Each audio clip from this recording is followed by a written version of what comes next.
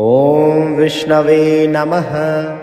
ॐ लक्ष्मीपतये नमः। ॐ नारायणाय नमः। ॐ वासुदेवाय नमः। ॐ हरये नमः। ॐ केशवाय नमः। ॐ माधवाय नमः। ॐ गोविन्दाय नमः। ॐ दामोदराय नमः। ॐ त्रिविक्रमाय नमः। ॐ पद्मनाभाय नमः। ॐ श्रीधराय नमः। ॐ ऋषिकेशाय नमः।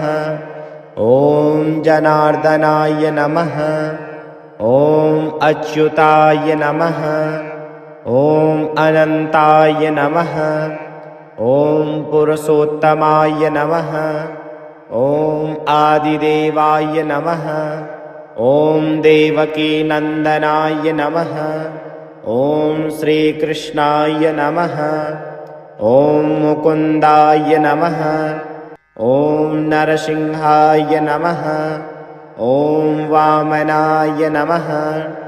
ॐ रामाय नमः। ॐ श्रीरामाय नमः। ॐ बलभद्राय नमः। ॐ श्रीनिवासाय नमः। ॐ जगन्नाथाय नमः। ॐ गदाधराय नमः। ॐ गरुडध्वजाय नमः। ॐ चक्रपाणये नमः। ॐ सारङ्गपाणये नमः। ॐ पीताम्बराय नमः। ॐ वनमालिने नमः। ॐ यज्ञपुरुषाय नमः। ॐ यज्ञेश्वराय नमः। ॐ यज्ञभुक् नमः। ॐ यज्ञवाहनाय नमः। ॐ विश्वम्भराय नमः। ॐ विश्वरूपाय नमः। ॐ विश्वनाथाय नमः। ॐ विश्वात्मने नमः। ॐ सर्वेश्वराय नमः। ॐ सर्वात्मने नमः। ॐ सर्वव्यापिने नमः। ॐ सर्वज्ञाय नमः। ॐ सर्वशक्तिमते नमः। ॐ सर्वपालकाय नमः। ॐ शान्ताय नमः। ॐ शरण्याय नमः। ॐ करुणानिधये नमः। ॐ भक्तवत्सलाय नमः। ॐ दयानिधये नमः। ॐ अनघाय नमः। ॐ अव्ययाय नमः। ॐ अजाय नमः। ॐ निर्गुणाय नमः। ॐ सगुणाय नमः। ॐ निराकाराय नमः। ॐ साकाराय नमः। ॐ परमात्मने नमः। ॐ परब्रह्मणे नमः। ॐ पुरुषाय नमः। ॐ महापुरुषाय नमः। ॐ योगेश्वराय नमः। ॐ योगात्मने नमः। ॐ योगविदां पतये नमः। ॐ योगमायाधराय नमः। ॐ मायापतये नमः। ॐ श्रीपतये नमः। ॐ लक्ष्मीवल्लभाय नमः। ॐ मधुसूदनाय नमः। ॐ कैटभासुरमर्दनाय नमः। ॐ कालनेमिनिघ्नाय नमः। ॐ दैत्यारये नमः। ॐ दानवेन्द्रविनाशनाय नमः। ॐ गजेन्द्रमोक्षकाय नमः। ॐ भूतभावनाय नमः। ॐ भूतात्मने नमः। ॐ भूतभव्यभवत्प्रभवे नमः। ॐ सनातनाय नमः। ॐ सत्याय नमः। ॐ सत्यधर्मपरायणाय नमः। ॐ धर्माध्यक्षाय नमः। ॐ धर्मगुप्तये नमः। ॐ धर्मकृते नमः। ॐ धर्मज्ञाय नमः। ॐ धर्मसेतवे नमः। ॐ धर्माधाराय नमः। ॐ धर्मात्मने नमः। ॐ शेषशायिने नमः। ॐ गरुडवाहनाय नमः। ॐ पद्मगर्भाय नमः। ॐ पद्माक्षाय नमः।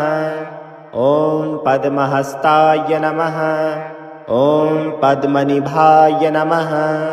ॐ श्रीनिधये नमः। ॐ हरिप्रियाय नमः। ॐ अच्युताय नमः। ॐ अनिरुद्धाय नमः। ॐ प्रद्युम्नाय नमः। ॐ सङ्कर्षणाय नमः। ॐ त्रिलोकेशाय नमः। ॐ लोकनाथाय नमः। ॐ जगद्गुरवे नमः। ॐ जगदपदये नमः। ॐ परमेश्वराय नमः। ॐ श्रीहरये नमः। ॐ लक्ष्मीपतये नमः। ॐ नारायणाय नमः। ॐ विष्णवे नमः। ॐ श्रीधराय नमः। ॐ माधवाय नमः। ॐ गोविन्दाय नमः। ॐ हृषीकेशाय नमः। ॐ पद्मनाभाय नमः। ॐ दामोदराय नमः। ॐ शङ्कर्षणाय नमः। ॐ वासुदेवाय नमः। ॐ प्रद्युम्नाय नमः। ॐ अनिरुद्धाय नमः। ॐ पुरुषोत्तमाय नमः। ॐ अधोक्षजाय नमः।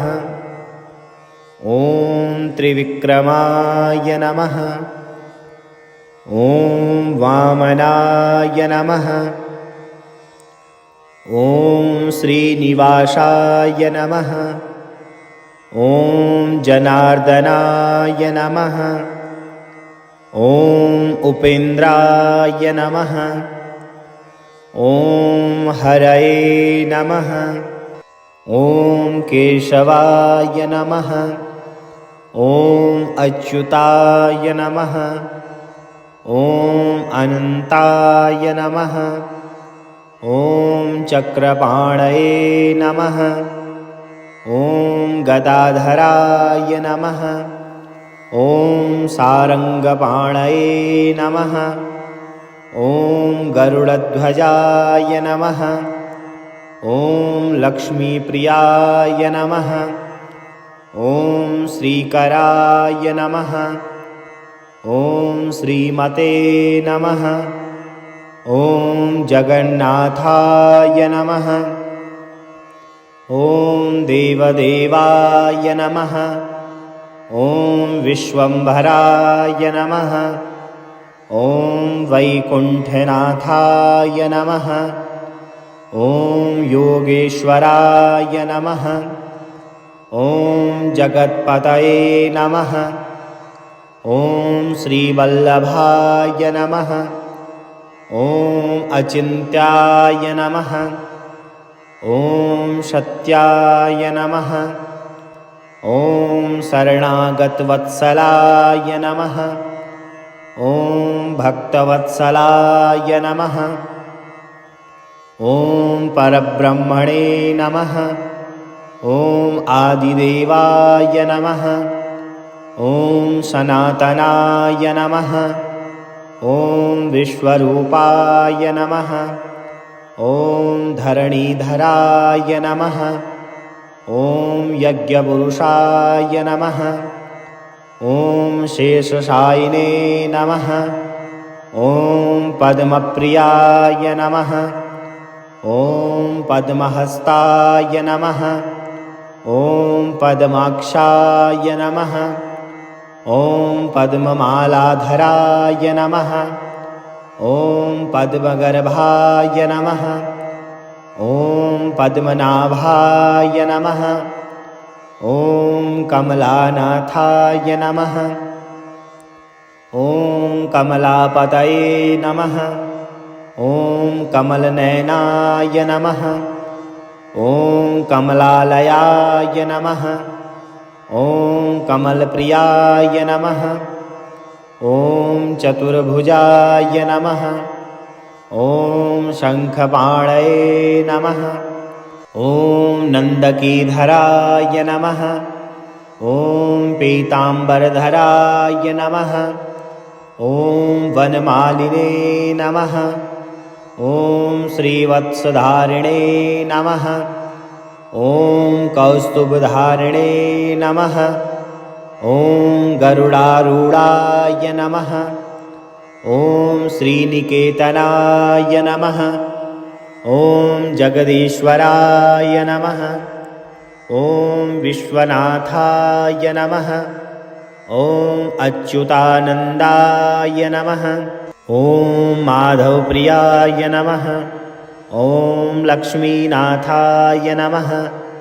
ॐ हरिप्रियाय नमः। ॐ सर्वेश्वराय नमः। ॐ दयामयाय नमः। ॐ कृपालवे नमः। ॐ सुदर्शनाय नमः। ॐ धर्मगोप्त्रे नमः।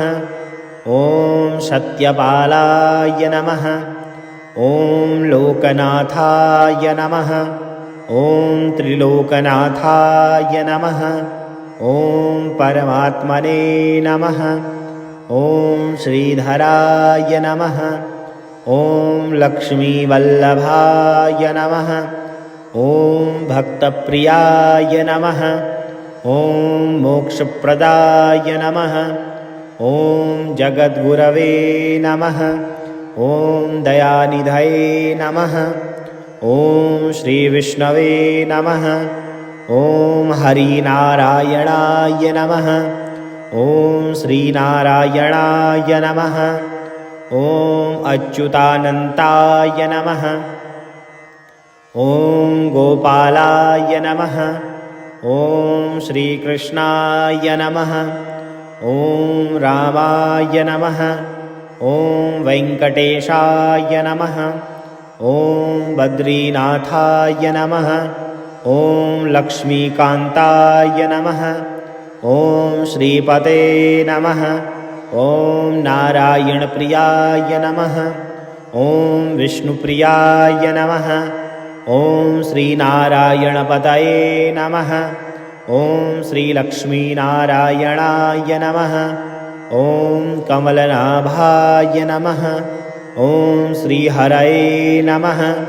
ॐ लक्ष्मीनारायणाय नमः।